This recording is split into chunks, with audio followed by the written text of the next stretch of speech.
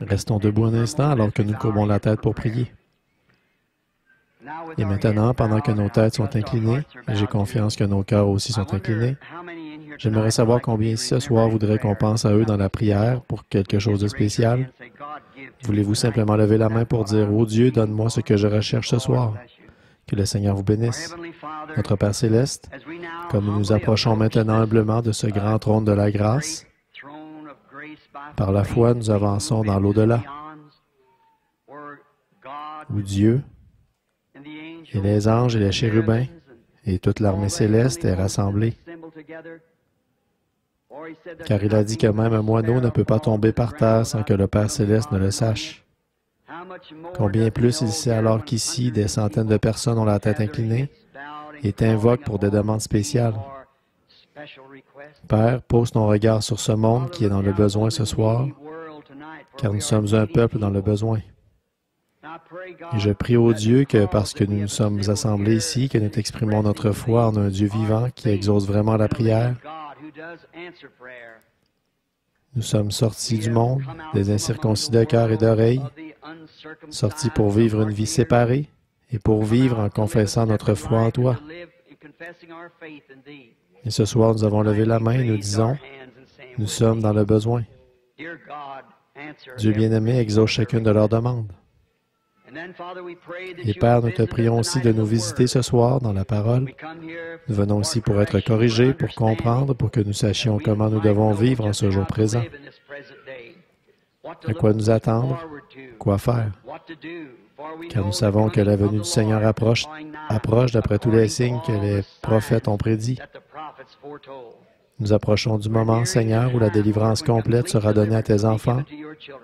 Ô Dieu, que chacun de nous, nous y soyons, Père, qu'il n'y en ait pas un seul qui manque. C'est dans ce but que nous sommes ici, Seigneur. Nous t'aimons et nous essayons de nous préparer pour cette heure. Parle-nous, nous le demandons encore ce soir, et guéris les malades. Tous ceux qui sont malades et affligés dans la salle, nous te prions de les guérir, Seigneur. Et en particulier ceux qui ont des besoins spirituels. Nous te prions de sauver chaque âme perdue. Remplis chaque croyant du Saint-Esprit et renouvelle la force et la puissance dans tes enfants qui croient. Accorde ces choses, Père. Nous demandons beaucoup parce que tu nous as dit de demander. Demander en abondance, demander de grandes choses, beaucoup d'entre elles, afin que nos joies soient rendues parfaites. Et nous les demandons au nom de Jésus-Christ. Amen. Vous pouvez vous asseoir.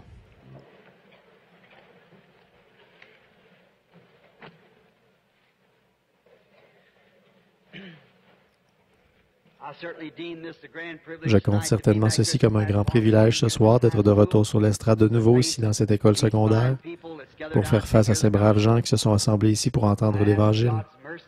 Je demande que la miséricorde de Dieu m'aide à vous dire la vérité, ce que je connais de la vérité. Il est encore capable de fermer la bouche d'un homme, comme il pouvait fermer la gueule d'un lion. Et si jamais j'essayais de dire quelque chose qui soit faux et contraire à sa volonté, ma prière sincère est qu'il me ferme la bouche pour que je ne le dise pas. Car vraiment, je veux aller au ciel moi-même, et jamais je ne serai là, et en plus de tout ça, je serai un faux guide, quelqu'un qui aurait fait quelque chose de faux. Si je le faisais, c'est que je ne saurais pas faire mieux. Que le Seigneur vous bénisse. Maintenant, demain matin, si c'est la volonté de Dieu, j'ai l'intention de parler sur ce sujet, le mariage et le divorce. Et nous espérons que vous viendrez, que vous apporterez vos crayons et vos papiers. On ne prendra pas trop de temps, mais j'aimerais seulement... C'est d'abord pour ça que je suis revenu ici, en Indiana, parce que je vous avais promis ça. Et j'essaierai demain matin. Si je ne le fais pas demain matin, je le ferai demain soir, mais je vais essayer demain matin, si le Seigneur le veut, de parler de ce sujet, les deux écoles de pensée. Et que Dieu nous aide à savoir ce qui est la vérité, juste à savoir ce qui est la vérité pour que nous puissions marcher dans la vérité et dans la lumière. Vous savez, j'avais un vieil ami de couleur. Il disait, frère Billy, il disait, je ne veux pas d'agneau au fleuve. Il disait, je veux avoir mon billet dans ma main. Et quand le coup de sifflet retentira, je ne veux pas avoir d'ennui là-bas. J'ai demandé au Seigneur il y a longtemps s'il y a quelque chose qui ne va pas, que je le règle maintenant même. Il disait, parce qu'il fera sombre et orageux ce matin où la barque partira pour l'autre côté. Il disait, je ne veux rien qui s'interpose. Je veux m'occuper de tout ça maintenant. C'est pour ça qu'on est ici, pour essayer de nous occuper de tout ce qui peut s'interposer pour qu'on puisse monter à bord en cette heure-là. Maintenant, je ne vais pas vous parler très longtemps ce soir parce qu'on a 2 réunions demain. Et ensuite, je partirai directement pour ailleurs pour d'autres réunions. Mais maintenant, dans le livre du Deutéronome, je voudrais lire au chapitre 16, les 3 premiers versets de Deutéronome 16, 1 à 3. Observe le mois d'Abib et célèbre la Pâque, l'Éternel ton Dieu. C'est dans le 4e mois d'Abib que l'Éternel ton Dieu t'a fait sortir d'Égypte pendant la nuit. Tu sacrifieras la Pâque à l'Éternel ton Dieu, tes victimes de menu et de gros bétail, dans le lieu que l'Éternel a choisi pour y faire résider son nom.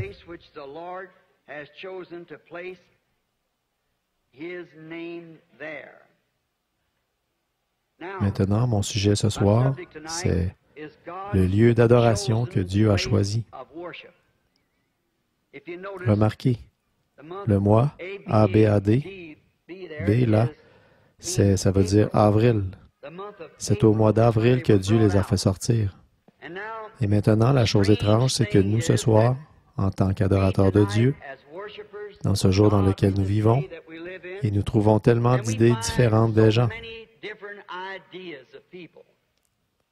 Et aussi longtemps qu'il y a des idées différentes sur une chose, qu'il y a plusieurs questions, il doit y avoir une vraie réponse à chaque question qui est posée.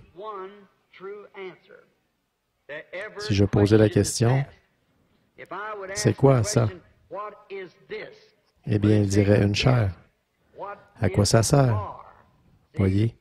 Maintenant, là, quelqu'un pourrait dire, ce n'est pas une chair, c'est une planche. Eh bien, c'est une planche, mais c'est quand même une chair. Vous voyez, il faut qu'il y ait une vraie réponse à ça. Et si je pose une question sur quoi que ce soit, il doit y avoir une vraie réponse. Il peut y avoir quelque chose qui approche, mais il doit y avoir une réponse vraie, directe à chaque question. Ainsi donc, à chaque question qui se pose dans notre vie, il doit y avoir une réponse vraie, correcte. Et maintenant, aujourd'hui, on entend dire tellement de nos gens dans le monde aujourd'hui. Comme je suis missionnaire, j'ai fait plusieurs voyages outre-mer et autour du monde. J'ai été en contact avec beaucoup de religions différentes, comme Bouddha et les musulmans, et les Sikhs, et les Jains, et quoi encore? Des religions du monde. Et puis ici, chez nous, aux États-Unis, et d'autres pays étrangers, de rencontrer toutes nos différentes églises, comme nos églises dénominationnelles, en commençant par la catholique romaine primitive, et ensuite la grecque, et ainsi de suite, et les différents rites, et ensuite jusqu'aux tous les âges dénominationnels de 900 et quelques dénominations protestantes. Maintenant, chacune d'entre elles, bien sûr, on peut voir leur idée, et je ne peux pas le leur reprocher. Chacune croit qu'elles ont la vérité. Et les gens qui appartiennent à ces églises devraient croire ça, parce qu'ils ont établi leur destinée éternelle sur l'enseignement de cette Église-là.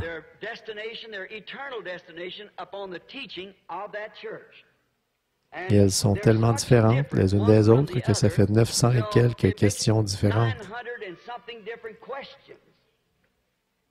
Donc, comme il y a 900 et quelques questions différentes, il doit y avoir une réponse correcte. Et j'aimerais que nous, ce soir, puisque nous essayons d'aller au ciel et de rencontrer notre Seigneur Jésus que nous aimons tous, j'aimerais sonder les Écritures pour trouver ça. Or, si c'est une question biblique, alors elle devrait avoir une réponse biblique. Elle ne devrait pas pouvoir venir d'un groupe d'hommes, d'une certaine confrérie ou d'un éducateur ou d'une dénomination. Elle devrait venir directement de l'Écriture, où se trouve le lieu de rencontre de Dieu, d'adoration. Et certainement, puisqu'il est Dieu, il doit y avoir un lieu de rencontre quelque part, où il rencontre. Maintenant, nous découvrons ici que dans le Deutéronome, ici au début, Moïse répète l'Écriture, les choses qu'il leur avait dites, comment il les avait fait sortir par un grand bras puissant de l'Égypte. Il les avait établis au début. Ils étaient appelés le peuple de Dieu jusqu'à ce qu'ils sortent de l'Égypte, et ensuite ils étaient appelés l'Église de Dieu. En effet, une Église est un rassemblement où en réalité l'Église veut dire les appelés à sortir, ceux qui ont été appelés à sortir. Et ils sont sortis d'Égypte pour être l'Église. Maintenant, Dieu leur avait dit, avant qu'ils aient établi le temple et tout ce qu'ils ont fait, « Je choisirai le lieu de mon adoration, et j'y mettrai mon nom. » Et c'est le seul lieu où Dieu rencontrera jamais quelqu'un, celui de son propre choix. Il a choisi son lieu, et là où il a choisi son lieu, il a mis son nom. Le verset 2 ici nous dit qu'il mettrait son nom dans le lieu qu'il avait choisi pour que les gens l'y adorent. Maintenant, ce qu'on veut, c'est trouver où est ce lieu. Avec 900 et quelques idées différentes, encore en mettant de côté toutes les religions païennes et en ne parlant que de la religion chrétienne. Pourtant, j'ai de la sympathie pour les païens, sinon je n'irais certainement pas là-bas leur parler. Seulement, ils ont tort. Le christianisme est la seule religion qui est vraie. C'est le christianisme. Et je ne dis pas ça simplement parce que je suis chrétien. En effet, je crois que c'est la vérité. C'est la seule religion à avoir raison. J'ai été au tombeau où le cheval blanc est changé toutes les 4 heures, où Mahomet, un grand prêtre et conducteur pas longtemps après Christ, on dit qu'il était prophète, et je ne doute pas qu'il l'ait été. Tout de suite, après les frères Maccabées. Mais quand il est mort, il a prétendu qu'il allait ressusciter, qu'il allait conquérir le monde entier. Maintenant, à peu près toutes les 4 heures, il relève la garde et il garde un cheval blanc à son tombeau. Ils l'ont fait depuis 2000 ans, en s'attendant à ce qu'il ressuscite pour conquérir le monde. Mais vous voyez, et vous prenez Bouddha. Bouddha a vécu il y a plusieurs centaines d'années, il y a environ 2300 ans, le dieu du Japon. Et donc, c'est un philosophe, un peu comme Confucius et ainsi de suite.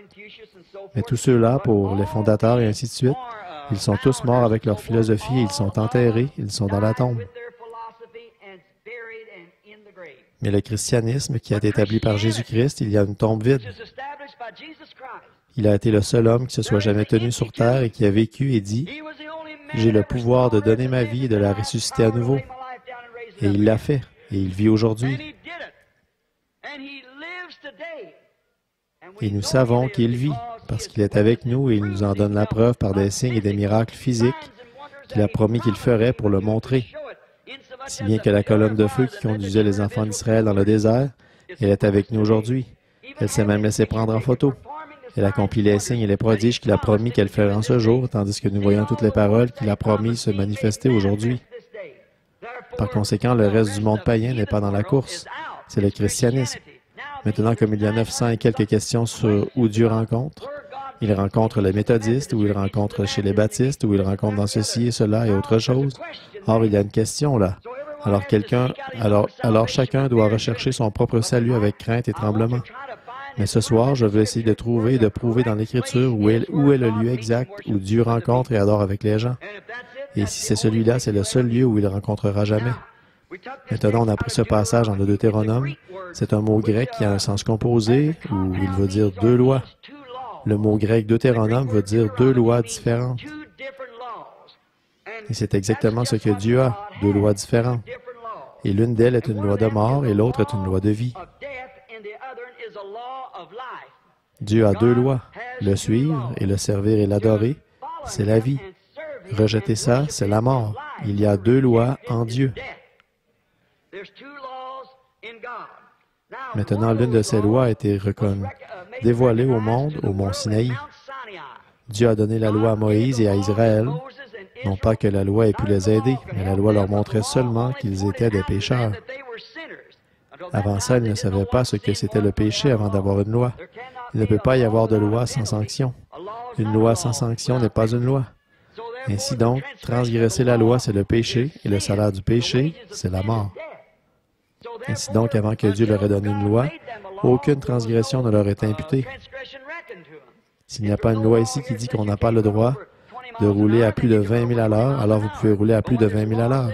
Mais quand il y a une loi qui l'interdit, alors il y a une loi et une peine pour la sanctionner. Maintenant, la mort, la loi de la mort, c'était les commandements donnés sur le mont Sinaï, qui montraient à l'homme qu'il était pécheur.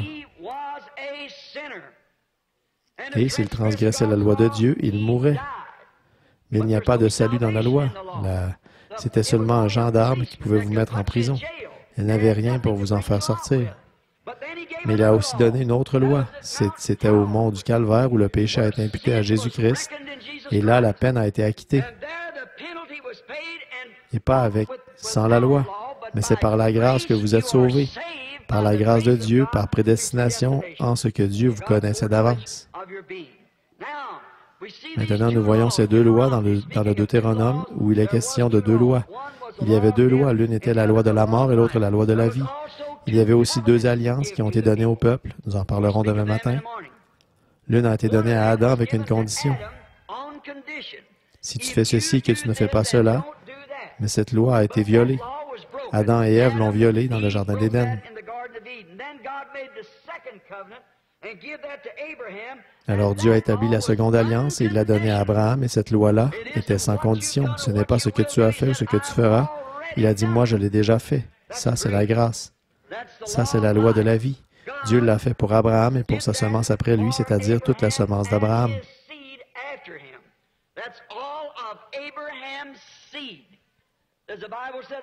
Comme la Bible le dit, tout Israël sera sauvé. Mais ça ne veut pas dire les Juifs, comme Paul disait, ceux qui sont Israël intérieurement ou Israël au dehors. Au dehors, comme on en a parlé l'autre soir, c'était les enfants d'Isaac par le sexe. Mais la loi de Dieu, c'était à travers Christ, qui était la semence royale d'Abraham, que par grâce, tout Israël est sauvé. C'est-à-dire tous ceux qui sont en Christ sont sauvés. Tous la seconde alliance de Dieu. Mais toutes ces choses préfiguraient Christ. Maintenant, remarquez le verset 2. Le verset 2 ici, dans Deutéronome 16, « Adore dans le lieu que j'ai choisi. » Maintenant, vous devez adorer Dieu. Il a dit dans le lieu que j'ai choisi, pas celui que quelqu'un d'autre a choisi, mais celui que moi, j'ai choisi. Or, si Dieu a choisi un endroit, alors il est de notre intérêt de voir ce qu'il en a dit. Et où se trouve-t-il? Je veux le trouver parce que vraiment, je veux l'adorer. Nous sommes tous ici ce soir pour l'adorer. Nous sommes assis ici ce soir des méthodistes, des baptistes, des catholiques, des témoins de Jéhovah, des chrétiens scientistes et tout, mais nous cherchons tous quelque chose. Nous voulons connaître la vérité. La Bible dit, vous connaîtrez la vérité et la vérité vous affranchira. Quelqu'un, vous ne pouvez pas savoir ce que vous faites, vous ne savez pas comment le faire avant de savoir comment vous y prendre. Ou plutôt, vous ne savez pas quoi faire avant de savoir comment vous y prendre. Vous devez savoir ce que vous faites et comment le faire. Ceci nous montre que Dieu a un lieu de rencontre pour ses adorateurs en endroit précis. C'est dans ce lieu-là seulement que Dieu rencontre ses adorateurs. Maintenant aussi, le lieu qu'il a choisi pour ses adorateurs, il a dit qu'il y mettrait son nom. Maintenant, parcourons l'Écriture pour trouver où est ce lieu. Certainement, si Dieu a dit qu'il mettrait son nom dans ce lieu où il a choisi de rencontrer les gens pour adorer avec eux, ou plutôt pour qu'ils l'y adorent, alors c'est quelque part dans la Bible, car c'était pour tous les âges. Et le grand Dieu qui ne change pas ne peut pas changer. C'est l'homme qui change. Mais vous pouvez fonder votre vie sur chaque chose que Dieu ait jamais dite en tout temps, parce que c'est la vérité. C'est la vérité. En effet, c'est la seule chose en laquelle je peux avoir confiance, c'est la Bible. En effet, la parole des hommes faillira, mais Dieu est suprême. Cette année, je devrais en savoir plus que je n'en savais l'année dernière. Vous aussi, chaque jour, nous sommes limités, donc nous avançons en connaissance. Mais Dieu est infini. Il est infini. Et comme il est infini, il ne peut pas avancer en connaissance. Il est parfait dès le départ. Chaque décision est forcément absolument juste. Et de la manière dont Dieu a agi une fois, il doit agir de la même manière pour toujours. Ou alors il se serait trompé quand il a agi la première fois. Si un homme n'est jamais venu à Dieu pour recevoir le salut, la base sur laquelle il l'a accepté, ce doit être sur cette même base qu'on doit être accepté chaque fois. C'est vrai, si un homme n'est jamais venu à Dieu pour avoir la guérison divine et que Dieu l'a accepté sur une certaine base, le suivant arrive, il doit l'accepter de la même manière. Ou alors il se serait trompé quand il a accepté le premier. Dieu a donné une base sur laquelle il rencontrerait l'homme. Il a donné une base pour ce qu'il ferait, comment il le ferait, et c'était par le sang du sacrifice d'un agneau dans le Jardin d'Éden. Dieu n'a jamais changé ça, à aucun moment. Il a décidé comment il sauverait les hommes. Aujourd'hui, on a essayé d'y faire entrer les hommes par une instruction. On a essayé de les former dans des écoles, on a essayé de les instruire, on a essayé de faire des dénominations, on a essayé de faire toutes sortes d'autres choses comme ça, de les faire entrer en les secouant, de le faire entrer en les baptisant et tout ce qu'on peut faire d'autre, de le faire entrer par des lettres. Mais c'est toujours pareil, Dieu rencontre un homme sous le sang versé de l'agneau. C'est par le sang que Dieu l'a fait au commencement, et c'est par le sang que Dieu le fait ce soir. C'est bien de faire pénitence et toutes ces choses, mais c'est seulement par le sang qu'on peut avoir le salut. Le sang, c'est la seule manière que Dieu a choisie pour sauver les hommes, et il ne peut pas changer ça. Job avait la même chose, il savait qu'il était injuste parce qu'il avait offert le sacrifice que Dieu avait exigé de lui. Maintenant, cherchons là pour trouver où est cet endroit, l'endroit où il a mis son nom. Il va falloir qu'on trouve où il a mis son nom. Alors, si on trouve quel est le nom de Dieu et où il l'a mis, à ce moment-là, on aura trouvé le lieu d'adoration dès qu'on a trouvé ça, dès qu'on aura trouvé ça. Toutes ces choses, bien sûr, c'était une ombre des choses à venir. Toute la loi préfigurait les choses à venir. Tout comme la lune est une ombre du soleil. Elle sert en l'absence du soleil, tout comme l'Église doit servir en l'absence du FILS de Dieu. En l'absence du Fils, la lumière mineure, l'Église, les croyants servent Dieu et donnent la lumière en l'absence du Fils. Mais quand le soleil se lève, on ne voit plus la lune parce qu'elle s'est couchée. Elle n'a plus besoin de sa lumière parce qu'elle ne donne qu'une lumière indirecte qu'elle tire du soleil. Maintenant, le soleil et la lune, c'est comme le mari et la femme, l'Église et Christ. Et nous voyons que comme ces choses sont une ombre de Christ, tous les sacrifices, toutes les fêtes et tout ce qu'il y avait dans l'Ancien Testament préfigurait Christ, tout comme l'ombre qui se projette sur le sol. Maintenant, voici où on va devoir trouver le bon lieu d'adoration, c'est de reprendre l'Ancien Testament ici, où il a été donné, de voir ce que ces choses étaient. Maintenant, quand une ombre est projetée sur le sol, on peut dire si c'est un homme, une femme, une bête ou quoi que ce soit, parce que ça fait une ombre sur le sol. Et quand cette ombre raccourcit, l'ombre, c'est le négatif. Il ne peut pas y avoir de négatif sans qu'il y ait un positif. Donc, quand le positif se rapproche du négatif, le négatif est absorbé dans le positif. L'ombre et le positif se rejoignent et c'est ce qui donne le positif. Ici, toutes les anciennes choses, dit la Bible, dans l'Ancien Testament, étaient des ombres des choses à venir, alors par conséquent, Christ était l'ombre des choses à venir.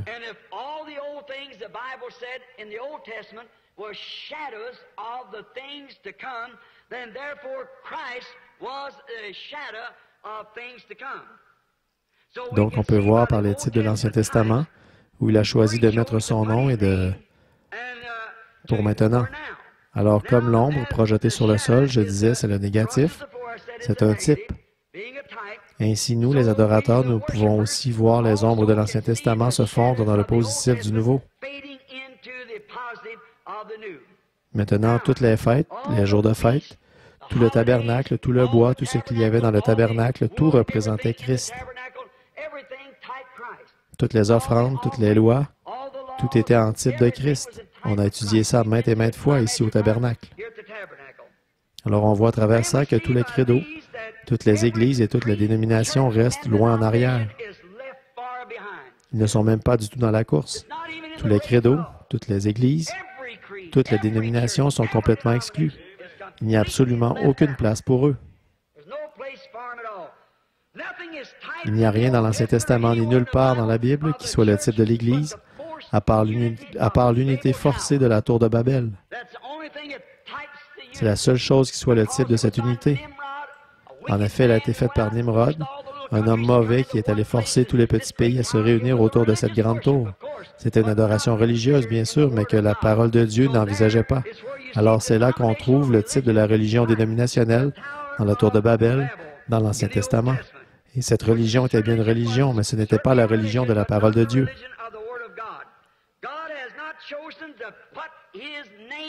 Dieu n'a pas choisi de mettre son nom dans aucune dénomination. Je veux qu'on me donne le passage de l'Écriture si c'est le cas. Je sais qu'ils prétendent qu'il l'a fait, mais il ne l'a pas fait.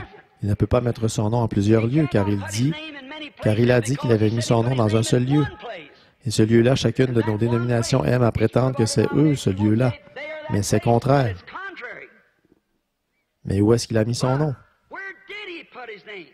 Maintenant, et lui, d'abord, quel est son nom? On va devoir, non, trouver quel est le nom de Dieu, d'abord, pour pouvoir trouver ce qu'il met en ce lieu-là. Maintenant, on voit qu'il avait beaucoup de titres. Il a été appelé Père, ce qui est un titre. Il a été appelé Fils, ce qui est un titre. Il a été appelé Saint-Esprit, ce qui est un titre. Il a été appelé la Rose de Saron, ce qui est un titre. Le lys de la vallée, un titre. L'étoile du matin. Jéhovah Jireh, Jéhovah Rapha, 7 différents noms de rachat composés, et c'étaient tous des titres. Aucun d'entre eux n'était un nom. Mais il a un nom. Quand il a rencontré Moïse, il n'avait pas encore de nom, et il a dit à Moïse, « Je suis celui qui suis. » Et quand nous voyons Jésus sur terre, qui parle dans Hébreux, chapitre 6, excusez-moi, c'est dans l'Évangile de Jean, chapitre 6, il a dit, « Je suis celui qui suis. » Il disait, « Comment? Tu es un homme qui n'a pas plus de 50 ans et tu dis que tu avais Abraham? » Il a dit, « Avant qu'Abraham fût, je suis. » Et je suis était celui, le buisson ardent, la colonne de feu qui était dans le buisson ardent à l'époque de Moïse, le je suis, le je suis. Et là, on voit que Jésus a dit aussi, « Je suis venu au nom de mon Père et vous ne m'avez point reçu. » Donc, le nom du Père doit être Jésus. C'est vrai. Le nom du Père, c'est Jésus, parce que Jésus l'a dit. Je porte le nom de mon Père, je viens au nom de mon Père et vous ne m'avez pas reçu. Donc, son nom, c'était Jésus. Et Gabriel l'a appelé Jésus, les prophètes l'ont appelé Jésus, et il était absolument Jésus.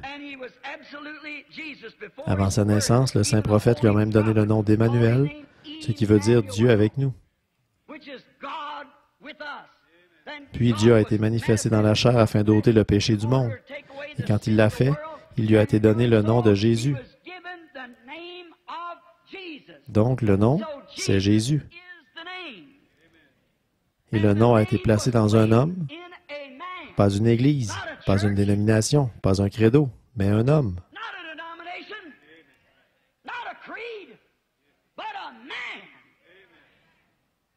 Il a choisi de faire résider son nom en Jésus-Christ.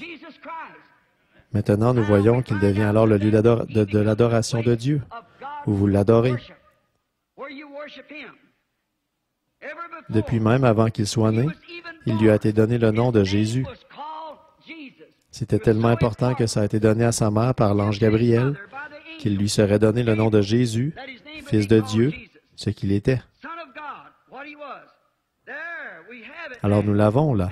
C'est celui-là et pas un autre. C'est pour lui seul le lieu d'adoration que Dieu a choisi, le lieu de Dieu qu'il a choisi. Dieu a choisi de rencontrer l'homme, ce n'était pas dans une église, pas dans une dénomination, pas dans un credo, mais en Christ.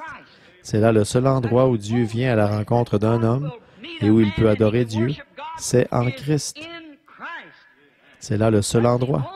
Peu importe que vous soyez méthodiste, baptiste, catholique, protestant, quoi que vous soyez, il n'y a qu'un seul endroit où vous pouvez adorer Dieu comme il faut, c'est en Christ.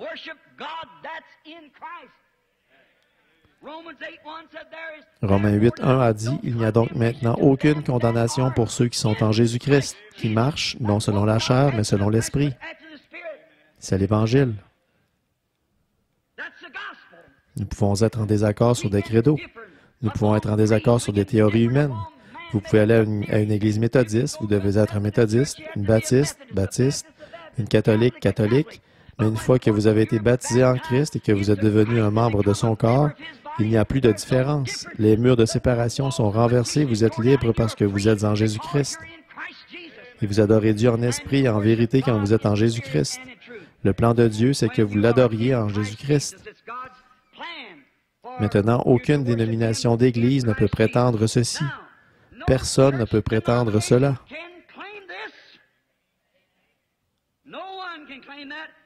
Comment osez-vous prétendre de telles choses? Faire une telle chose serait d'un esprit antichrist, ce serait enlever à Christ.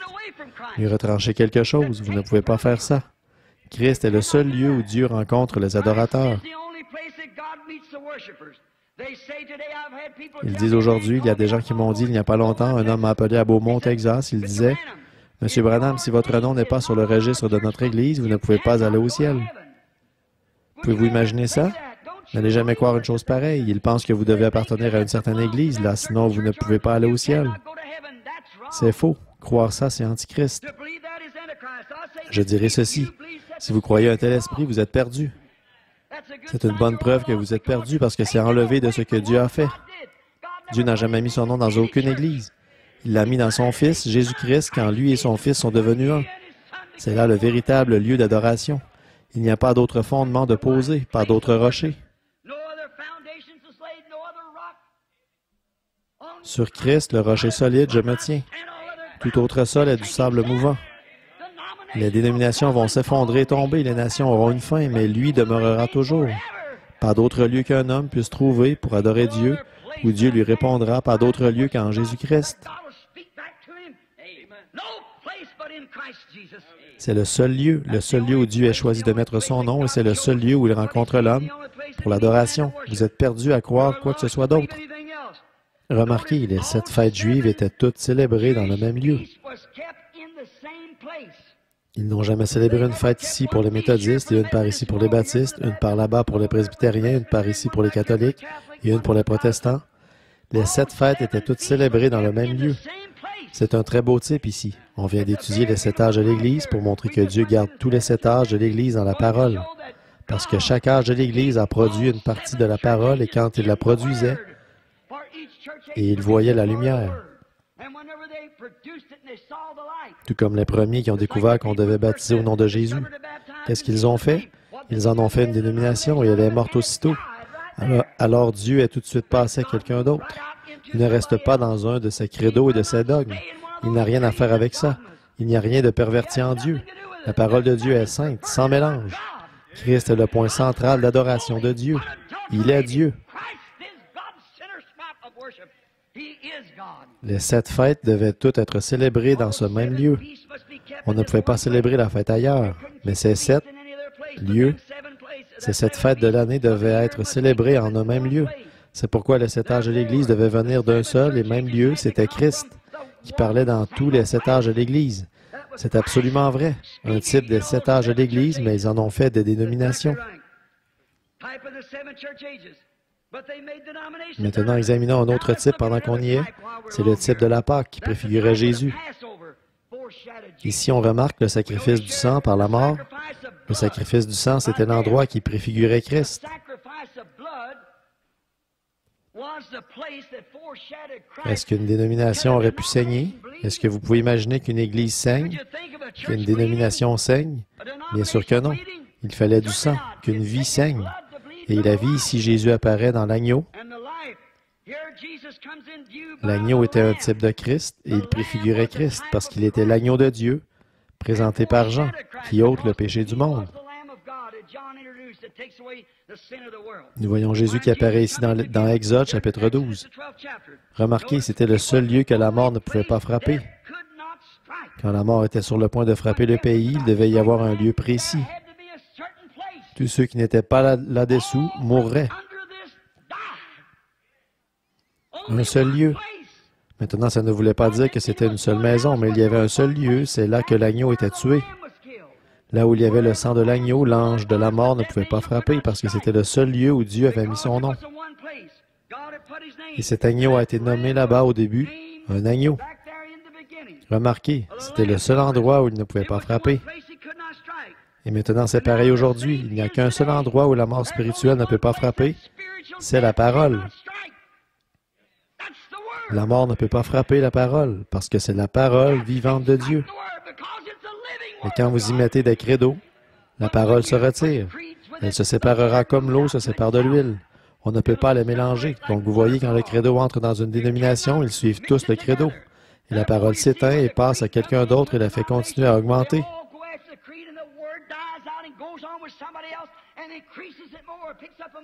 Elle saisit le mouvement alors qu'elle va de la justification, la sanctification, le baptême du Saint-Esprit et sort dans le grain. Vous voyez le chemin que Dieu a suivi? Il fait avancer son nom jusqu'au bout de la même manière parce qu'il est la parole. Remarquez, elle ne peut pas mourir. La parole de vie ne peut pas mourir. Remarquez comme c'est parfait maintenant. Il n'était pas interdit à l'ange de la mort de frapper le grand peuple intellectuel de l'Égypte. Il ne lui était pas interdit de frapper ses terres sacrées, ses grands édifices, ses pharaons, ni les prêtres du pays. Il n'était pas interdit à l'ange de frapper là. Il pouvait frapper n'importe quel édifice, n'importe quel endroit, n'importe qui, mais il ne pouvait pas frapper là où il y avait l'agneau. La mort ne peut pas frapper là où se trouve ce lieu auquel Dieu a pourvu. Et ça, c'est dans l'agneau. Remarquez, pas même, il ne lui était même pas interdit de frapper Israël ou ses prêtres hébreux, et ou n'importe laquelle de leur dénomination. Tous doivent être dans le lieu que Dieu a choisi, qu'il a pourvu, sinon la mort frappe. Ô Église, peu importe où vous êtes, à quoi vous appartenez, pour moi, ça ne change rien. Mais il y a une chose que vous devez savoir, vous devez être en Christ, sinon vous êtes mort. Vous ne pouvez pas vivre en dehors de lui. Votre Église peut être très bien, comme édifice. Votre confrérie peut être très bien, humainement. Mais quand vous reniez le corps, le sang, la parole de Jésus-Christ, vous êtes mort dès l'instant où vous le faites. C'est le lieu d'adoration que Dieu a choisi. C'est là que se trouve son nom, exactement. C'est là qu'il a choisi de mettre son nom. Pas dans l'Église, mais dans le Fils, Jésus-Christ.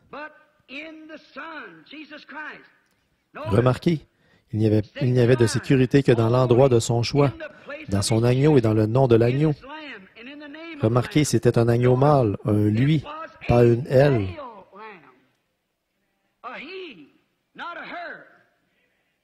Pas une église, elle, mais son nom à lui, pas son nom à elle. Là où il allait rencontrer les gens, ce n'était pas dans son nom à elle, mais dans son nom à lui, l'agneau. Maintenant, nous disons, l'Église, la grande et puissante Église, elle a fait ceci, elle a fait cela. Elle a bravé les orages, nous avons augmenté en nombre, nous sommes nombreux. Nous sommes une Église puissante. Elle a du poids.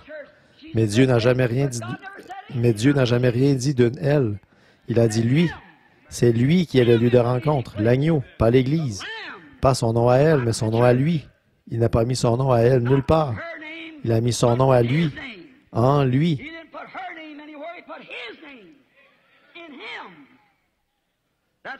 C'est pourquoi tout ce que nous devons faire, ou parole ou acte, nous devons le faire au nom de Jésus-Christ. Si nous prions, nous devons prier au nom de Jésus. Si nous demandons quelque chose, nous devons le demander au nom de Jésus. Si nous marchons au nom de Jésus. Si nous parlons au nom de Jésus. Si nous baptisons, nous devons baptiser au nom de Jésus-Christ. Car tout ce que nous faisons en parole ou en acte, faites-le au nom de Jésus-Christ. Une fois, un homme discutait de ça avec moi et il me disait, « Frère Branham, ma femme, Il disait, elle, son nom est une telle. C'est un prédicateur, il est peut-être assis ici maintenant. Et il disait, ma femme, il disait, elle porte mon nom. Je vais dire Jones, parce que ce n'était pas Jones. Il disait, eh bien, elle n'est pas obligée de se lever chaque matin, de prendre le balai et de dire, maintenant, je passe le balai au nom de Jones, et je fais la vaisselle au nom de Jones, et je raccommode des habits au nom de Jones. Il disait, je crois qu'il n'y a pas besoin de citer de nom du tout. J'ai dit, je crois qu'il faut le faire. C'est vrai. Et il a dit, eh bien, elle n'a pas besoin de dire, tout ce qu'elle fait, c'est au nom de Jones, dès le départ. J'ai dit, mais vous n'avez pas pu passer dans la rue, la prendre et lui dire, viens avec moi, Jones. Il a fallu qu'elle devienne d'abord, par une cérémonie de mariage, une Jones. Sinon, vous vivez dans l'adultère. Et si vous êtes baptisé de n'importe quelle autre manière que dans le nom de Jésus-Christ, c'est un baptême adultère, qui ne se trouve pas dans la Bible. Ensuite, tout ce que vous faites en parole ou en acte, faites-le au nom de Jésus. Après ça, ce que vous faites. Mais vous devez d'abord prendre son nom. Il y a beaucoup de braves femmes dans cette salle ce soir, des femmes honnêtes, respectables, mais il n'y a qu'une, Mme William Branham. C'est elle qui rentre à la maison avec moi. C'est elle qui est ma femme. Il y a des braves gens dans le monde, de bonnes églises, mais il n'y a qu'une Madame Jésus-Christ et c'est elle qui vient chercher. C'est là que se trouve son nom. C'est là que se trouve son adoration. En elle et en elle seule. C'est vrai. Oh oui, monsieur. Nous voyons que c'est vrai. Maintenant, c'est pourquoi nous, tout ce que nous faisons en parole ou en acte, nous le faisons au nom de Jésus-Christ. Il n'y a sous le ciel aucun autre nom qui a été donné pour le salut en dehors du nom de Jésus-Christ. Dans Actes chapitre 2, il est dit, car sachez-le, il n'y a aucun autre nom qui a été donné sous le ciel par lequel un homme doit être sauvé, seulement dans le nom de Jésus-Christ. Amen, j'espère que vous comprenez. Le nom de Jésus-Christ, tout, le plus haut des cieux porte son nom. Toute la famille dans les cieux s'appelle Jésus, dit la Bible, et toute la famille sur terre s'appelle Jésus. Alors voilà le nom que Dieu a choisi et où il l'a mis. C'est son lieu d'adoration, en Jésus-Christ. Maintenant, nous savons qu'il en est ainsi, pas d'autre lieu pour adorer qu'en lui. Il n'y a sous le ciel aucun autre nom qui a été donné parmi les hommes par lequel ils doivent être sauvés. Son nom est le nom de rédemption de Dieu.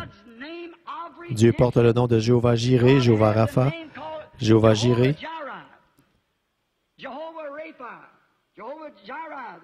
Le Seigneur pardonne tous tes péchés. Jéhovah Rapha, le Seigneur guérit toutes tes maladies. Il a eu beaucoup de titres, mais il a un seul nom de rédemption qui appartient à la race humaine, et c'est le nom de Jésus. Voilà son nom qu'il a choisi de mettre. Où est-ce qu'il l'a mis? Il l'a mis en Christ. Tous les autres noms d'Église, credo, titres, se confient en eux, c'est la mort. Si vous vous fiez à l'Église méthodiste pour vous emmener au ciel, vous êtes perdu. Si vous vous fiez aux pentecôtistes, à l'Église pentecôtiste pour vous emmener au ciel, vous êtes perdu. Et l'Église baptiste, luthérienne, presbytérienne, catholique ou n'importe quelle autre, si vous vous fiez à leur nom, ou à leur titre, ou à leur credo, vous êtes perdu. En effet, vous ne pouvez même pas adorer avant d'être d'abord entré dans le lieu d'adoration. Amen. C'est là le seul lieu où Dieu rencontre l'adorateur. C'est le lieu où il a choisi de mettre son nom. Tous les autres, si vous vous confiez en eux, vous mourrez. Là aussi, une autre ombre de Jésus. Ici, j'ai noté ça, le passage de l'Écriture. Là aussi, il est préfiguré ici. Il doit être sans défaut. L'endroit où il met son nom, cet agneau doit être sans défaut.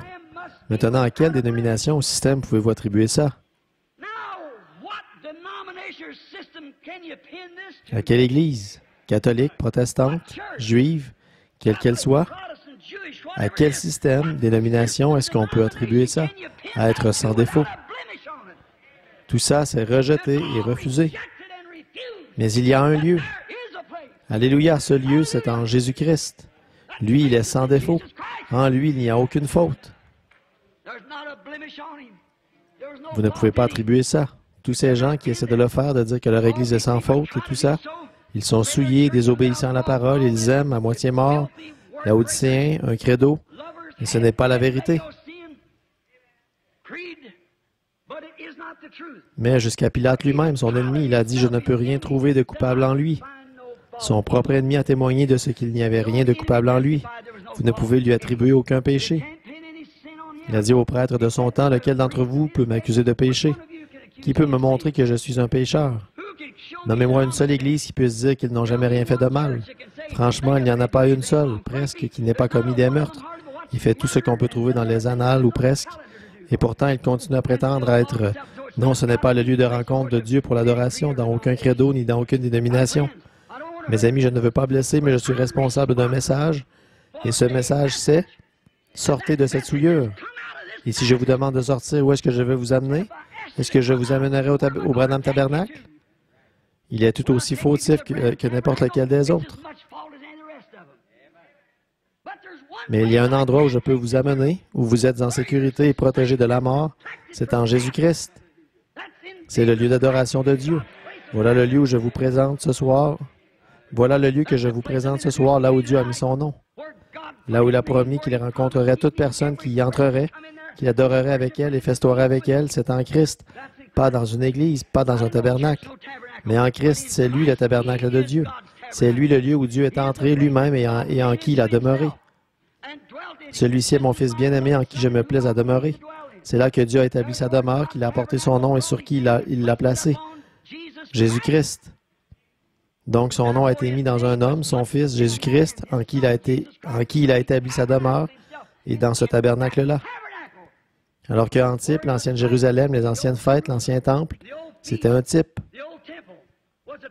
Quand la fumée est entrée, le jour où l'arche est entrée de l'Alliance, et qu'elle s'est installée là, et la voix de Dieu s'est fait entendre de là.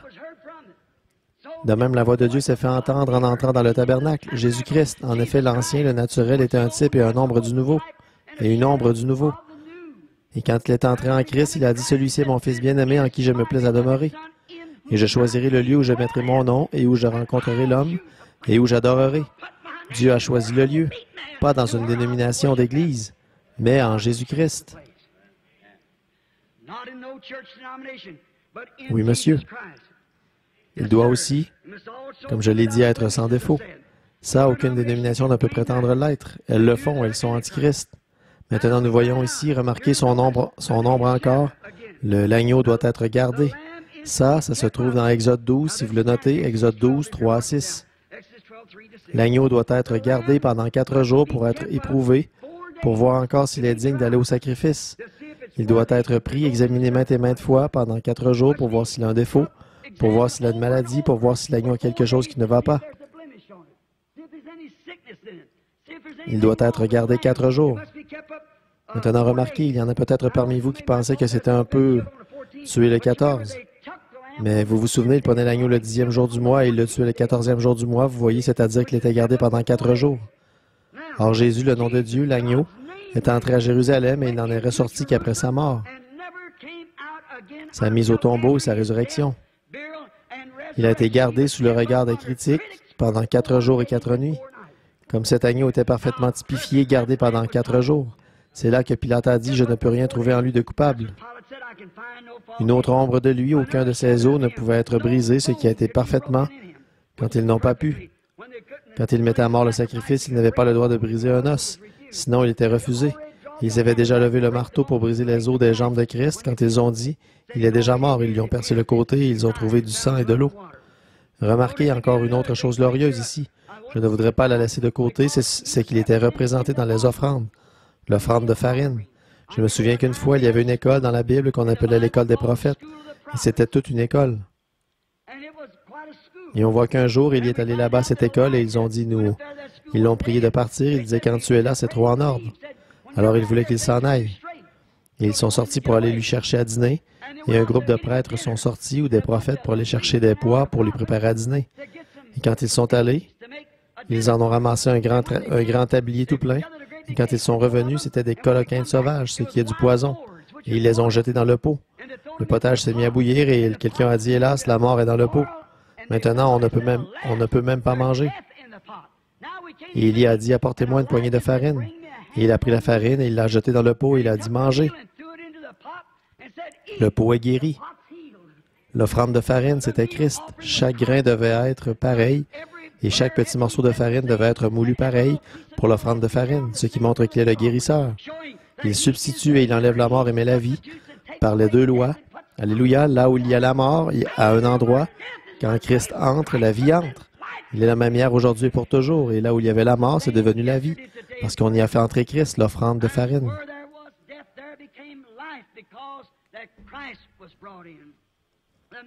Quelle grande leçon ces choses feraient si on prenait le temps de les voir en détail. Maintenant, remarquez, pas une seule parole des ombres ne faillit.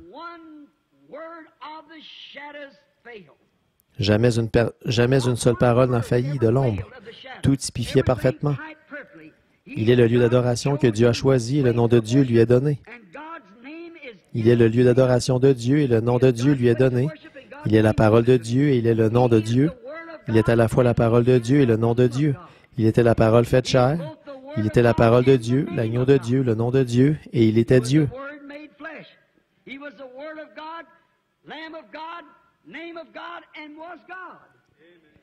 Voilà ce qu'il était, le lieu choisi, le seul pour adorer Dieu.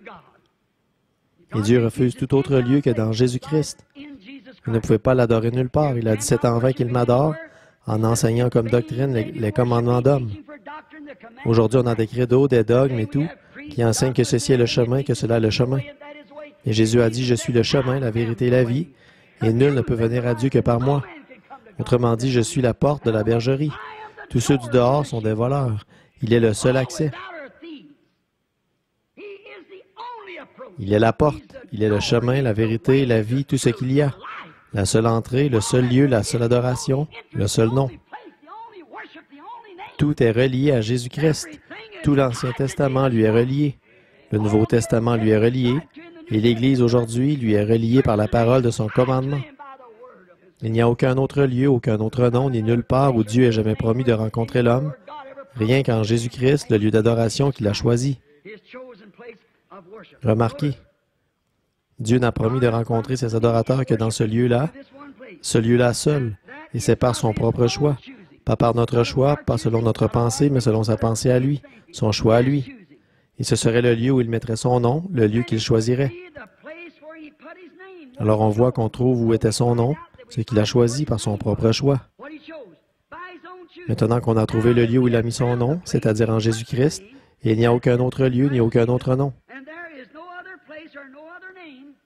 Est-ce que vous êtes convaincu de ça? Dites Amen. Maintenant, ce qu'il y a, c'est que si on trouve où est ce lieu,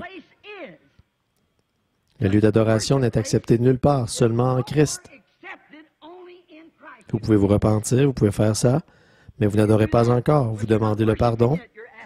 Pierre a dit, le jour de la Pentecôte, quand ils les ont tous vus en train de parler en langue et qu'il se produisait des grands prodiges et des miracles, ils se sont mis à rire. L'Église l'a fait en disant, « Ces hommes sont pleins de vin doux, ils se comportent comme des gens ivres. » Marie, la Vierge et tous, ils étaient ensemble, ils étaient 120, et ils titubaient comme des hommes ivres, et ils parlaient en langue et ils faisaient ces choses bizarres. Ils disaient, « Ces hommes sont pleins de vin doux. » Mais Pierre s'est levé, il a dit, « Hommes, frères, ces hommes ne sont pas pleins de vin doux, car ce n'est que la 3e heure du jour. » Mais c'est ici ce qui a été dit par le prophète Joël. « Il arrivera dans les derniers jours, dit Dieu, je répandrai mon esprit sur toute chair, vos fils et vos filles prophétiseront, sur mes servantes et ma servante, je répandrai de mon esprit. Je ferai paraître des prodiges en haut dans les cieux et sur la terre, du feu, des colonnes de feu, des vapeurs de fumée. Il arrivera avant que le jour grand et terrible du Seigneur arrive, que quiconque invoquera le nom du Seigneur sera sauvé. » Quand ils entendirent ceci, ils eurent le cœur vivement touché et ils dirent, « Hommes frères, que pouvons-nous faire? » Pierre dit, « Repentez-vous, chacun de vous, et soyez baptisés au nom de Jésus-Christ pour le pardon de vos péchés, et vous recevrez le don du Saint-Esprit. » Car la promesse est que toutes les générations futures, maintenant on trouve ça. Maintenant, nous voulons voir comment entrer en lui. Comment est-ce qu'on entre dans ce lieu d'adoration? 1 Corinthiens 12 règle la question. En effet, par un seul esprit. Pas par une seule église, pas par un seul credo, pas par un seul pasteur, pas par un seul évêque, pas par un seul prêtre, mais par un seul esprit, nous sommes tous baptisés dans un seul corps, qui est le corps de Jésus-Christ, et sujet à tous les dons qui se trouvent dans ce corps.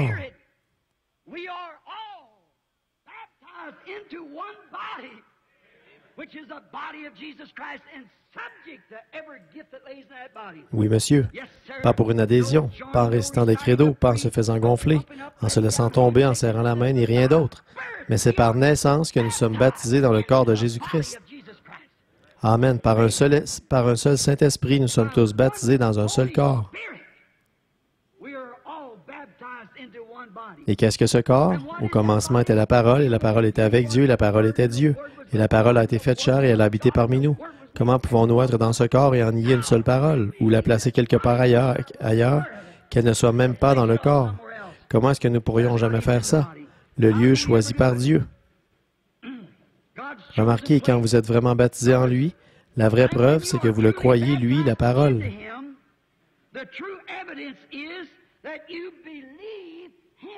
Comment pouvez-vous être une partie de lui et ensuite le renier? Comment est-ce que je peux nier que ma main, c'est ma main? Si j'ai fait ça, il y a quelque chose qui ne tourne pas rond chez moi mentalement. Et comment est-ce que je peux? S'il y a quelque chose qui ne tourne pas en rond chez moi mentalement parce que je nie que c'est ma main, que je nie que c'est mon pied, alors il y a quelque chose qui ne tourne pas rond spirituellement chez le croyant qui nie toute parole que Dieu a jamais dite et promise. Il y a quelque chose qui ne tourne pas rond spirituellement chez ce prétendu croyant.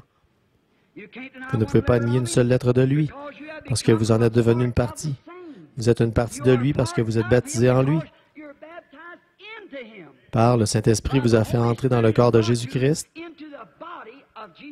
Comme c'est beau. Dieu avait un certain lieu où il rencontrait Abraham, et c'est là qu'Abraham adorait, tout le long du Testament. Et sa parole promise sera interprétée en vous par lui. Est-ce que vous avez saisi ça? La parole qu'il a promis d'accomplir dans le jour où vous vivez, vous serez une épître écrite de Dieu, lue de tous les hommes. Non pas ce que vous prétendez, mais ce que Dieu fait à travers vous parlera plus fort que tout ce que vous pourriez prétendre. Dieu a dit, voici les signes qui accompagneront ceux qui auront cru. Ça parle à travers vous. Il a parlé de cet âge-ci, ce qu'il y aurait maintenant. Les croyants de cet âge-ci doivent croire ceci, ce qu'il a promis aujourd'hui, tout comme ils devaient entrer dans l'arche pour être sauvés, sortir d'Égypte pour être sauvés. Ils doivent entrer en Christ pour être sauvés maintenant, entrer dans le message parole qu'il est le même hier, aujourd'hui et pour toujours. Comment est-ce que vous y entrez? Par le baptême. Le baptême de quoi? D'eau? Par le Saint-Esprit. Un seul esprit, nous sommes tous baptisés dans ce seul corps.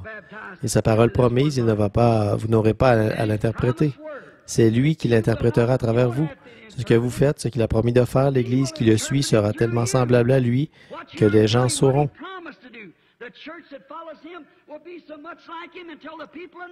Regardez Pierre et Jean quand on les a questionnés au sujet de ce qu'ils avaient guéri un homme à la porte appelé la Belle. Ils ont dit qu'ils ont vu les sacrificateurs là, ils ont vu que c'était des hommes du peuple sans instruction, mais ils les ont reconnus pour avoir été avec Jésus. Parce que quoi? Ils faisaient les choses que lui avait faites. Ils devaient s'occuper des affaires du Père. Et aujourd'hui, ça doit être pareil. Maintenant, souvenez-vous, il est le même hier, aujourd'hui et pour toujours, car Dieu vous rencontre en lui, le seul lieu qu'il y ait, car c'est là qu'il a choisi de mettre son nom, en Jésus. Jésus est le nom de Dieu. Souvenez-vous, Père, Fils, Saint-Esprit, ce sont des titres du nom Jésus-Christ. Car Matthieu a dit, allez, faites de toutes les nations des disciples et baptisant au nom du Père, du Fils et du Saint-Esprit. Comme on l'a mal interprété aujourd'hui en disant au nom du Père, nom du Fils, nom du Saint-Esprit, ce n'est même pas écrit.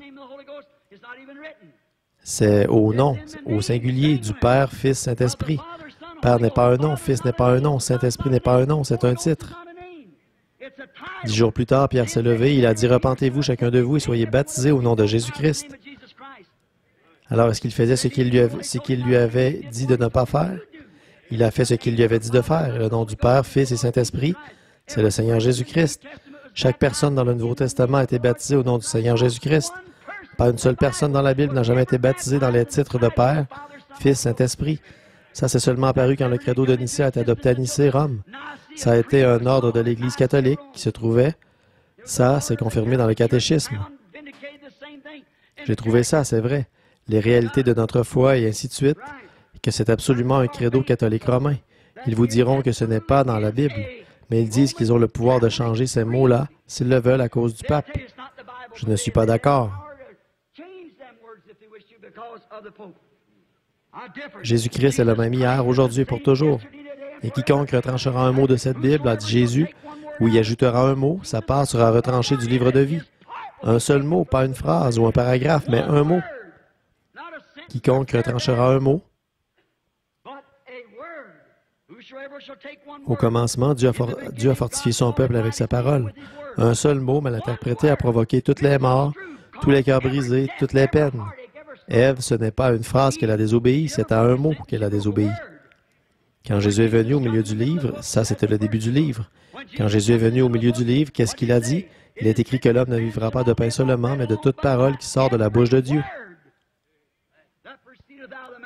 À la fin du livre, Apocalypse, chapitre 22, verset 18, la toute dernière partie de la Bible, Jésus lui-même parle. Il a dit, « Je rends témoignage que si quelqu'un retranche un seul mot de ce livre ou y ajoute un seul mot, sa part sera retranchée du livre de vie. Parce qu'il est un faux prophète et qu'il a donné une fausse interprétation aux gens. Et leur sang sera redemandé de sa main pour avoir fait ça. »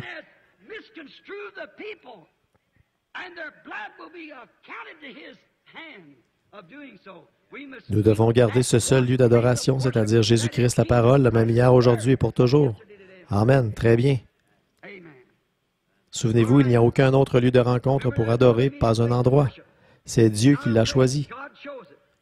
Jean, là-bas, il y a bien longtemps, à la charnière entre le Nouveau et l'Ancien Testament. Écoutez bien maintenant, soyez bien attentifs. Jean, ce grand aigle, est arrivé du désert en volant. Un jour, ses grandes ailes étendues, il s'est posé sur la rive du Jourdain, un grand prophète aigle qui faisait le pont entre l'Ancien et le Nouveau Testament, et il les appelait de la droite et de la gauche. Il convoquait un jour de repentance.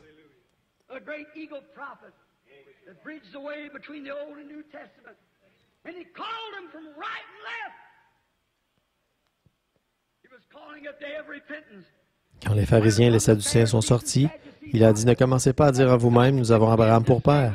Parce que je vous dis que de ces pierres, Dieu peut susciter des enfants à Abraham. » Oh là là! Quand il s'est mis à proclamer son évangile et qu'il disait, « Il y en a un parmi vous que vous ne connaissez pas. Je ne l'ai pas encore identifié, mais je le reconnaîtrai quand il viendra.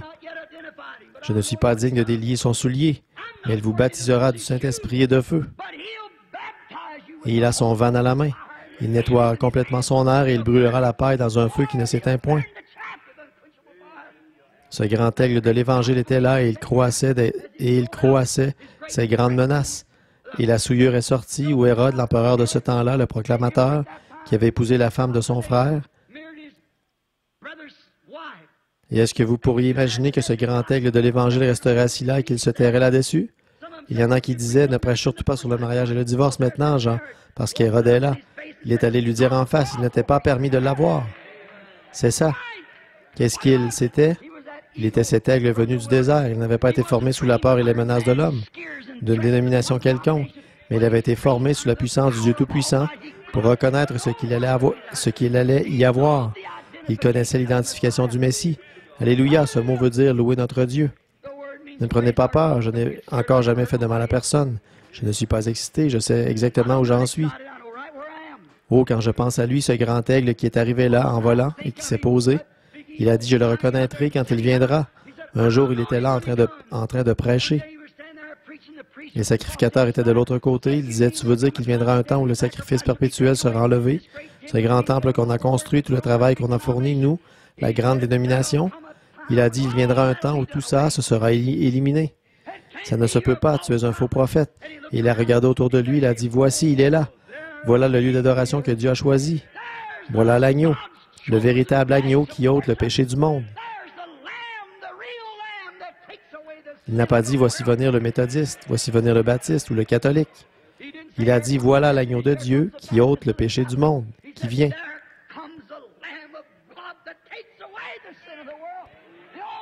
La seule zone protégée qui existe, c'est dans cet agneau de Dieu. C'est en lui seul qu'il y a le salut. Dans aucune église, aucun credo, aucun peuple, aucun père, aucune mère, aucun saint homme, ni rien, aucun lieu saint. C'est dans le Dieu saint, le Seigneur Jésus-Christ, où Dieu a fait résider son nom sur un être humain pour la rédemption, celui qui a payé le prix pour nous, pécheurs. C'est le seul endroit où il y a le salut. Voilà le rocher sur lequel je me tiens. Jean l'a identifié, il a dit, je ne le connaissais pas quand je l'ai vu s'approcher, mais là-bas où j'ai fait mes études, pas au séminaire comme son papa, pas comme sacrificateur formé, mais dans le désert où il était au séminaire théologique du Dieu Tout-Puissant,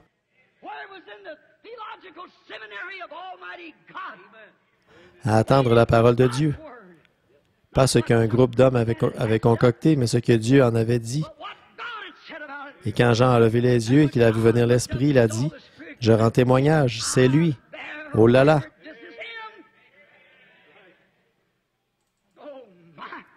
Voilà votre lieu d'adoration. Voilà votre refuge. Voilà l'agneau de Dieu qui ôte le péché du monde.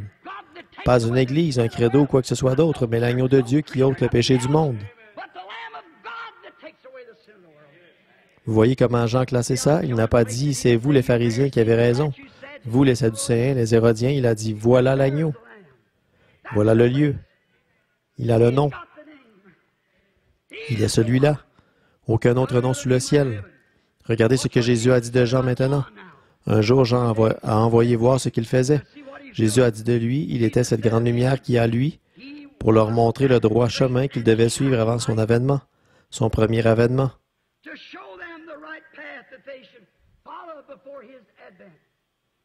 Écoutez bien, ne le manquez pas, Jésus a dit, Jean était cette lumière. Malachie 3, pas d'erreur. Le prophète avec la grande lumière qui, lui, a identifié Jésus comme étant le seul, l'agneau. Tous les autres agneaux dont parlaient ces sacrificateurs et toutes ces autres choses, ça n'avait aucun sens. L'agneau était là. L'homme avec la grande lumière qui luisait, dont Jésus a dit qu'il l'était. Malachie 3 a dit, « J'enverrai mon messager devant ma face pour préparer le chemin. » Et celui qui a été envoyé pour préparer le chemin a identifié que le lieu, c'était lui. C'est lui, il n'y a pas d'erreur. C'est lui, je vois le signe qui le suit. Je sais que c'est lui, une lumière descend du ciel et vient sur lui. Il n'y avait pas de doute que c'était lui. Alors, mon frère, je veux vous demander quelque chose en terminant. On pourrait dire ceci. Dans Malachie 4, est-ce qu'il ne nous est pas aussi promis un autre aigle avec une colonne de lumière qui suivrait pour montrer à l'Église dans l'erreur aujourd'hui qu'il est Hébreux 13.8, le même hier, aujourd'hui et pour toujours?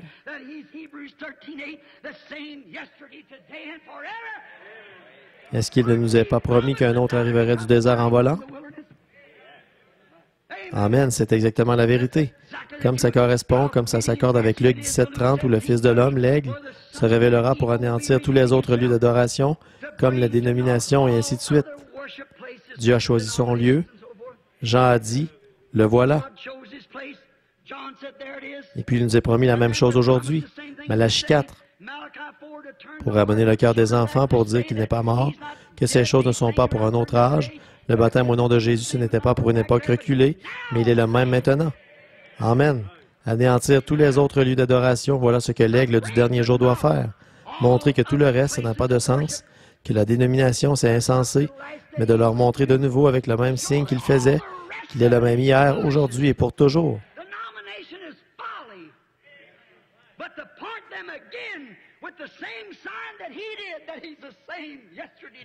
Alléluia. Également, dans Apocalypse 4:7, on a vu 4 êtres vivants qu'on vient juste d'étudier. Le premier, on a vu que c'était le lion. C'était le premier être vivant qui s'est avancé pour relever le défi de ce jour-là, le lion de la tribu de Juda.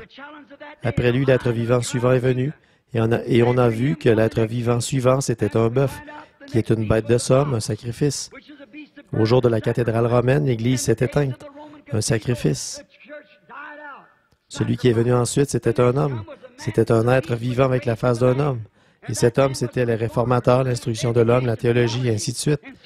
Mais le dernier être vivant qui devait voler, le dernier être vivant qui devait venir, la Bible a dit que c'était un aigle qui vole.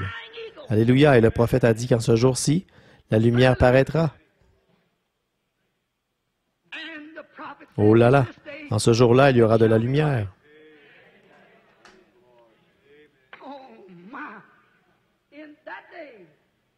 Il y a eu un jour des réformateurs, il y a eu un jour qui n'était qu'une ombre. On ne peut dire ni jour ni nuit, mais au temps du soir, au temps de l'aigle, vers le temps de l'aigle, la lumière paraîtra. Le sentier de la gloire, là, tu le trouveras. C'est dans la voie de l'eau qu'est la lumière d'aujourd'hui, ensevelie dans le précieux nom de Jésus. Jeunes et vieux, repentez-vous de tous vos péchés. Le Saint-Esprit vous baptisera sûrement, car la lumière du soir sont venues. Oui, c'est un fait que Dieu et Christ sont un. Amen. Vers le temps du soir, la lumière paraîtra, le seul lieu choisi par Dieu pour adorer. Oh, qu'est-ce que ce message est venu faire? Qu'est-ce qu'il va faire? Et en son jour, au temps du soir, la lumière paraîtra. Et quoi? Pour accueillir ces enfants qui rentrent à la maison dans la véritable terre promise par le même signe de la colonne de feu qui a conduit les enfants d'Israël à travers le désert. Le lieu choisi par Dieu pour adorer, Jésus-Christ, c'est le seul lieu qu'il y a. C'est le seul nom que Dieu a pour le salut. C'est le nom qu'il a donné à la famille au ciel quand elle est sur terre. C'est Jésus-Christ. Ô Église, ô peuple, amis pécheurs, ne vous confiez en rien d'autre qu'en Jésus-Christ. Ne vous confiez en aucun prédicateur. Ne vous confiez en personne d'autre pour vous sauver. Ne vous confiez dans aucune Église, aucun credo, aucune dénomination. Confiez-vous seulement en Jésus-Christ, car il est la lumière de l'heure. Courbons la tête.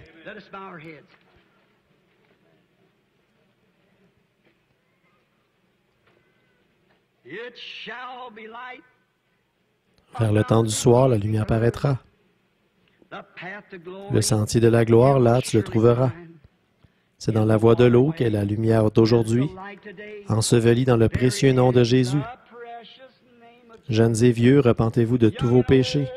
Le Saint-Esprit viendra sûrement en vous. Les lumières du soir sont venues. Oui, c'est un fait que Dieu et Christ sont un. Ô frères, sœurs, si vous ne vous êtes pas encore repentis, si vous n'avez pas encore été baptisés au nom de Jésus-Christ, voulez-vous prendre ce départ ce soir? Voulez-vous donner à Dieu l'occasion de vous accueillir dans le lieu où vous pouvez l'adorer? Souvenez-vous, hors de là, il n'y a aucun endroit où Dieu est promis de vous rencontrer et d'accepter votre adoration. Vous dites, Frère Branham, j'adore en toute sincérité. Caïn aussi, il a fait toutes les sortes d'offrandes qu'Abel a faites, mais ce n'était pas la bonne offrande. Vous pouvez bien aller à l'Église et payer vos dîmes et vous acquitter de votre devoir comme un chrétien doit le faire avec tout autant de sincérité que n'importe quel homme ou femme. Voilà maintenant une trentaine d'années que je suis ici, autour de cette ville ici, à crier ce même message. Je me fais vieux. Je ne peux pas rester avec vous encore très longtemps. Mais souvenez-vous, au jour du jugement, ma voix est enregistrée et elle s'élèvera contre vous. Il n'y a qu'un seul lieu où Dieu met son nom, et ce n'est pas dans une église, mais en Jésus. Il n'y a qu'un seul lieu d'adoration, qu'un seul lieu où vous êtes accepté, et c'est dans le bien-aimé Jésus-Christ. Il n'y a aucun autre nom sous le ciel qui a été donné parmi les hommes par lequel être sauvé. Aucune église, aucun credo, rien du tout. Jésus-Christ. Et c'est ça qui doit être le message de l'heure, ramener les cœurs des enfants, les ramener à la foi, qui a été transmise au sein une fois pour toutes. Ne voulez-vous pas l'accepter ce soir? Et pendant que nous avons la tête inclinée, et ceux qui aimeraient qu'on pense à eux en prière, voulez-vous simplement lever la main? On ne peut pas faire d'appel à l'autel parce qu'il y en a simplement trop. Que Dieu vous bénisse. Ou à ma gauche, il doit y en avoir 300. Maintenant, à ma droite, voulez-vous lever les mains, dire « Je veux qu'on pense à moi ». Il doit y en avoir 150 ou plus à ma droite. On a un tabernacle près d'ici avec un grand bassin rempli d'eau, un pasteur, un bon pasteur, frère Orman Neville, des associés, ces hommes autour d'ici que vous voyez, que vous rencontrez, n'importe quel jour, n'importe quel soir, à n'importe quelle heure, quand des gens veulent être baptisés, qui se sont repentis, c'est toujours prêt. Et si vous obéissez à ce commandement, vous êtes sûr, par une promesse de Dieu, si vous êtes sincère dans votre cœur, de recevoir le baptême du Saint-Esprit. Il n'y a qu'un seul lieu d'adoration, et ça, ce n'est pas dans le tabernacle. C'est en Christ. Comment est-ce qu'on entre en lui? Par un seul esprit, nous sommes tous baptisés dans ce seul corps. Prions. Dieu bien-aimé, quand ses mains se sont levées, elles ont montré ce qu'il y avait derrière cette main, dans le cœur, une conviction de ce qu'ils sont sûrs qu'ils ont besoin de ton aide.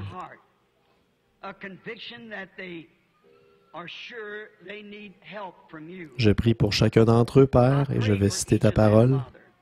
Tu as dit, « Celui qui écoute ma parole et qui croit à celui qui m'a envoyé a la vie éternelle et ne vient point au jugement, mais il est passé de la mort à la vie. »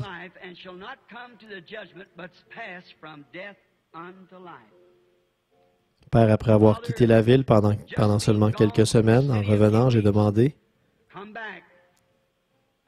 Et celui-ci?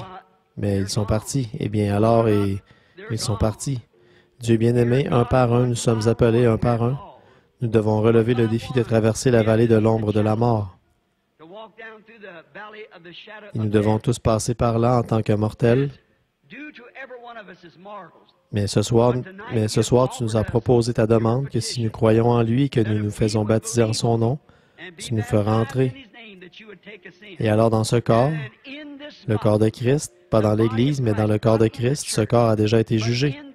Il n'aura pas à passer par le jugement. Dieu a déversé sa colère sur ce corps et ce corps est exempt de péché.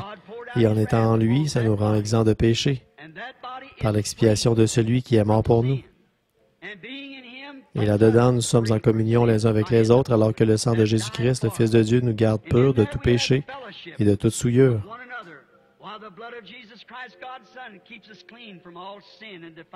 Dieu notre Père, je te prie de faire entrer chacun d'eux dans ton royaume.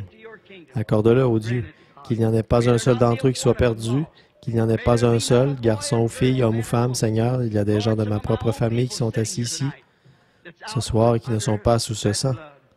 Combien je me rappelle clairement les mots de mon papa. Et je prie, Dieu bien-aimé, qu'aucun d'entre eux ne soit perdu.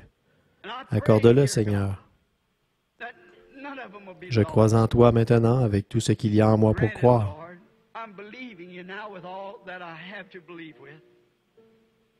Agis sur mes frères, sœurs, mes amis, ici dans cet endroit ce soir et là-bas, à travers le téléphone. Il y a plusieurs États qui sont à l'écoute partout de la côte est jusqu'à la côte ouest. Je prie Dieu bien-aimé tout là-bas de l'autre côté des déserts, là à Tucson, là-bas en Californie, là-haut au Nevada et en Idaho, tout là-bas dans l'est et autour, là-bas au Texas, pendant que cette invitation est lancée. Il y a des gens assis dans des petites églises, des stations-service, des maisons en train d'écouter. Ô Dieu, que cet homme ou cette femme perdue, ce garçon ou cette fille, qu'ils viennent à toi à l'heure même. Accorde-le maintenant même. Nous le demandons au nom de Jésus, qu'il trouve ce lieu de sécurité pendant qu'il est temps. Alors qu'on voit l'Écriture sur la muraille, la terre qui s'agite, le temps de la délivrance est proche. Une partie de notre pays s'enfonce, l'autre partie est secouée d'explosions, de tremblements de terre, comme Jésus a promis qu'il en serait. Que ce ne soit pas trop long pour eux, Seigneur, qu'ils l'acceptent maintenant, car nous te le présentons comme des trophées de la réunion, de l'Évangile au nom de Jésus.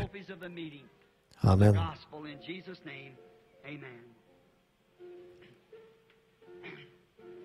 Est-ce que vous le croyez? Que Dieu vous bénisse. Tous ceux qui croient que c'est la vérité à ma gauche, levez la main. Tous ceux qui le croient à ma droite, levez la main. Que Dieu vous bénisse. D'après ce que je peux voir, c'est tout le monde. C'est la vérité, mes amis. Dieu sait que c'est vrai. Maintenant, quand vous êtes en lui, et parce que vous êtes en lui, vous avez accès à tout ce pourquoi il est mort. Et pourquoi est-ce qu'il est mort? Il était blessé pour nos transgressions, brisé pour notre iniquité. Le châtiment qui nous donne la paix est tombé sur lui, et c'est par ses meurtrissures que nous avons été guéris. Est-ce que vous croyez ça? Croyez-vous en son expiation pour la guérison maintenant? Est-ce qu'il y a des malades parmi nous? Qui lèvent les mains à droite ou à gauche? Des grandes masses de maladies. Je ne peux pas former la ligne. Vous voyez, je n'ai pas impossible de monter sur l'estrade, il n'y a aucun moyen de le faire. Ils font des réunions de prière là-bas aux autres endroits pour les malades dans les églises et tout, et au tabernacle. Je vais vous demander quelque chose. Combien est-ce qu'il y a de croyants? Levez la main. Très bien, je vais vous citer la parole qui est Christ. La dernière commission que Jésus a donnée au monde et à l'Église plutôt, voici ce qu'il a dit. Voici les signes qui accompagneront ceux qui auront cru.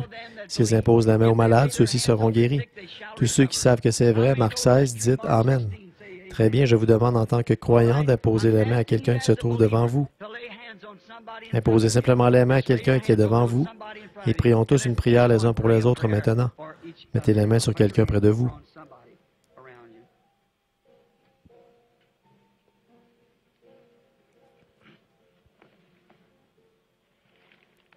Seigneur, il y a une boîte de mouchoirs ici devant moi, des petits morceaux d'étoffe.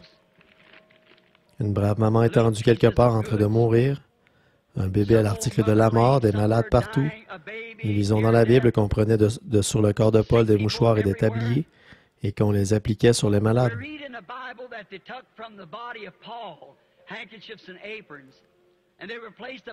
Et les mauvais esprits, les esprits impurs et les maladies et les affections quittaient les gens. Maintenant, Seigneur, nous savons que nous ne sommes pas Saint Paul, mais nous savons que tu restes toujours Jésus, le seul lieu d'adoration pourvu par Dieu. Et maintenant, aujourd'hui, ces personnes ont confessé avoir la même foi, qu'ils croient la même chose que ces gens-là. Tu as préparé le moyen pour eux, c'est sûr. Et je pose mes mains sur ces mouchoirs en demandant que les maladies et les afflictions quittent le corps des personnes sur qui ils vont être appliqués. Au nom de Jésus-Christ. Maintenant, il nous est enseigné que quand Israël sortait de l'Égypte, comme il devait le faire, qu'ils étaient en chemin vers la terre promise, la mer Rouge leur a barré le chemin. Et Dieu a abaissé les regards à travers la colonne de feu, et la mer a pris peur, elle s'est retirée, et elle a laissé Israël traverser vers la terre promise. Ô Dieu, abaisse les regards à travers le sang de Jésus ce soir, et que la maladie se retire et que Satan soit chassé. Et que les gens traversent vers cette promesse de bonne santé et de force, comme Dieu a dit. Par-dessus toute chose, je souhaite que tu prospères côté santé. Maintenant, alors que tu vois là, Seigneur Jésus, les mains de ces personnes imposées les uns sur les autres, elles symbolisent leur foi en ce que tu as dit. Voici les miracles qui accompagneront ceux qui auront cru. Ils prient à leur manière à eux, les uns pour les autres. Leurs voisins prient pour eux. Maintenant, Seigneur, ce défi a été relevé. Satan, le grand bluffeur, n'a aucun droit de retenir un enfant de Dieu.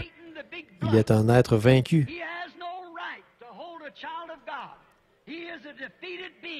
Jésus-Christ, le seul lieu d'adoration, le seul vrai nom, l'a vaincu au calvaire. Et nous invoquons son sang maintenant même par lequel il a vaincu toute maladie, toute affection. Et je conjure Satan de quitter cet auditoire. Au nom de Jésus-Christ, sort de ces gens et qu'ils soient libérés. Tous ceux qui acceptent leur guérison sur la base de la parole écrite, rendez-en témoignage en vous levant et en disant « J'accepte maintenant ma guérison au nom de Jésus-Christ. » Levez-vous. Gloire à Dieu. Voilà, regardez par ici, des infirmes et tout, qui se lèvent. Gloire à Dieu. C'est ça. Croyez simplement, il est ici. Comme c'est merveilleux.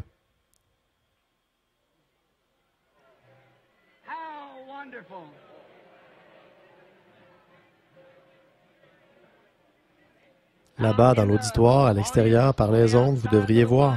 Je pense que tout le monde ici, pour autant que je sache, ou la plupart d'entre eux, sont debout en ce moment. Oh, quel moment merveilleux! La présence du Seigneur, voilà. Là où il y a la présence du Seigneur, il y a la liberté. On est libre. L'Esprit de Dieu nous rend libres. Maintenant qu'il nous a guéris, nous le croyons. Il nous a sauvés, nous le croyons. Ceux qui veulent être baptisés, le bassin est prêt. À n'importe quel moment, à n'importe quelle heure où vous voudrez venir, il y aura quelqu'un pour s'en occuper. Et maintenant, je pense qu'avant de terminer, on devrait chanter un bon vieux cantique de l'Église. Je l'aime parce qu'il m'a aimé le premier. Levons les mains vers Dieu et chantons-le de tout notre cœur. Nous aimerions vous retrouver ici demain matin à 9h30, dans ce même bâtiment pour le sujet du mariage et du divorce. Très bien. Chantons-le ensemble maintenant. Je l'aime. Que ce grand auditoire le chante maintenant. Là-bas par les ondes, chantez-le aussi. Parce qu'il m'a aimé le premier.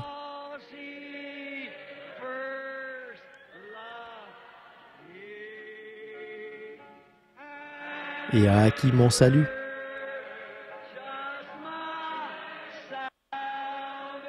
Sur le bois du calvaire.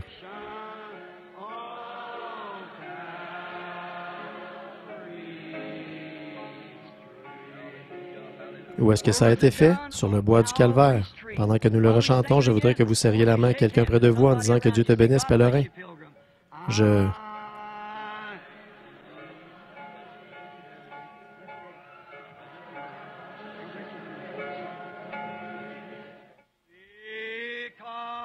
Parce qu'il m'a aimé.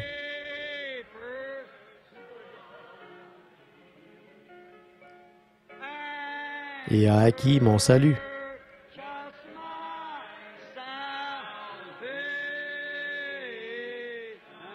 Sur...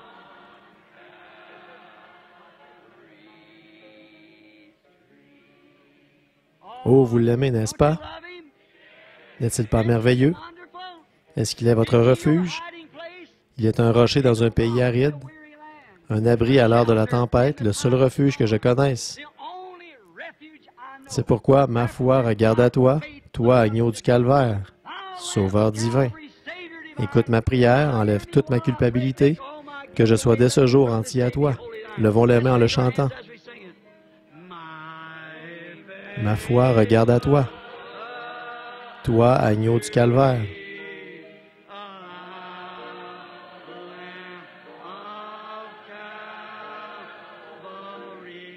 Ô Sauveur divin,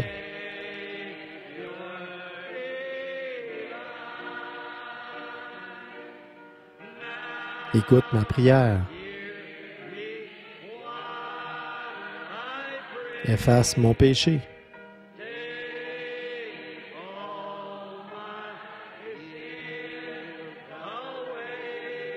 Que je sois dès ce jour entier à toi.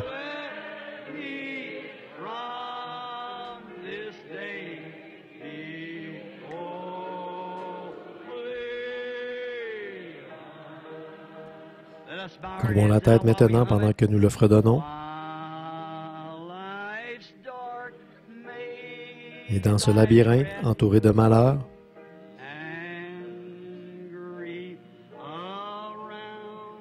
ô, sois mon guide.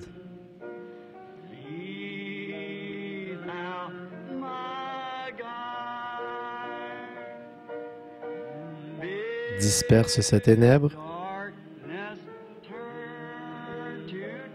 Viens essuyer mes larmes.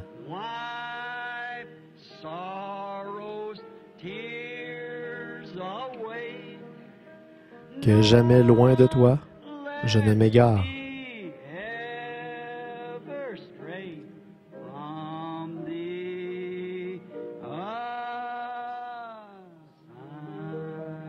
Pendant que vous avez la tête inclinée, notre bien-aimé pasteur, frère Orman Neville, terminera la réunion.